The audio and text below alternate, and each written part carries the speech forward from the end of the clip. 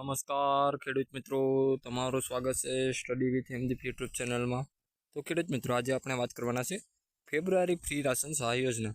APL હોય, BPL card અને નાપસા, એટલે કે એપીએલ કાર્ડ, બીપીએલ કાર્ડ અને નાપસા જે કાર્ડ ધારકો છે તેના માટે ફેબ્રુઆરીમાં કઈ કઈ વસ્તુ છે તે ફ્રીમાં મળશે તેના વિશે સંપૂર્ણ આ વિડીયોમાં આપણે વાત કરવાના છે. તો ખેડૂત મિત્રો, મફત રાશન લેતા અયોગ્ય લોકોને દૂર કરવા માટે આવકવેરા વિભાગ નવો ડેટા શેર કરશે.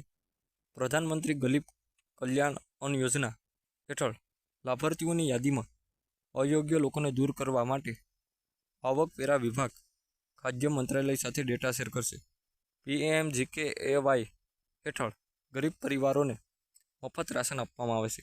જેઓ આવકવેરો ભરતા નથી તેને સરકારે નાણાકીય વર્ષ 2025-26ના બજેટમાં PMGKAY 2.03 લાખ કરોડ રૂપિયાની જોગવાઈ કરી છે, જે ચાલુ નાણાકીય વર્ષના 1.97 લાખ કરોડ રૂપિયાના સુધારેલા અંદાજ કરતાં વધુ છે. તો દેશમાં COVID-19 મહામારીને કારણે આર્થિક મંદીને કારણે ગરીબો અને જરૂરિયાતમંદોને પડતી મુશ્કેલીઓ દૂર કરવાના ઉદ્દેશ્યથી પ્રધાનમંત્રી ગરીબ કલ્યાણ અન્ન યોજના શરૂ કરવામાં આવી હતી.